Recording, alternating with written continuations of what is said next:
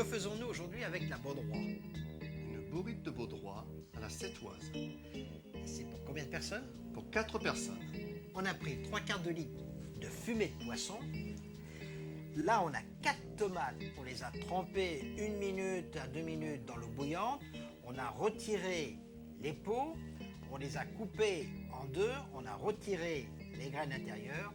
Et ensuite, on a coupé la pulpe en petits dés. 4 gousses d'ail pelées, émincées. Un peu de pistil de safran. Et là, 4 poireaux moyens, on a pris les blancs, on les a lavés et on les a coupés en sifflets de presque 1 cm. On met une pincée de pistil de safran, les 4 gousses d'ail émincées, les tomates. Alors, on porte bien le tout à ébullition. Ça infuse pour parfumer le fond. C'est le fond qui va servir à cuire la baudroie. La baudroie, voilà. Et c'est une grande spécialité de cette. Oui.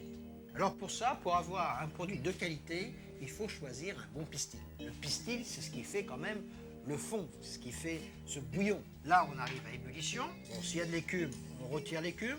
Et là, on peut plonger maintenant Maintenant, on peut plonger nos poireaux. nos 4 poireaux. On met bien et on va les cuire à peu près sans les casser, sans les abîmer, Voilà. pendant 2 minutes environ, 2 à 3 minutes. Voilà, 2 à 3 minutes environ. Affamissement, il ne faut pas que ça goûte trop fort, autrement les poireaux vont se détacher.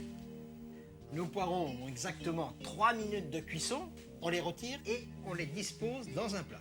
Alors il y a un petit peu de tomate qui vient avec, c'est pas grave. On reporte à ébullition.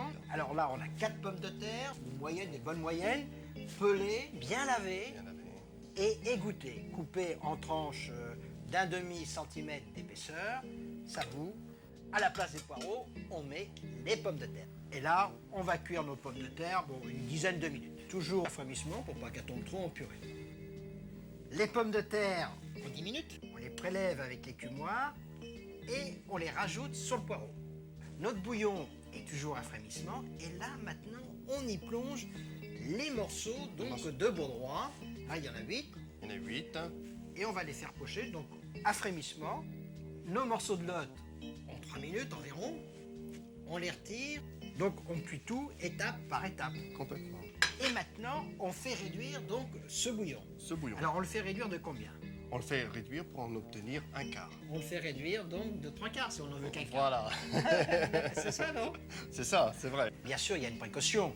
On laisse tous les poireaux, les pommes de terre et le poisson auprès d'une source de chaleur.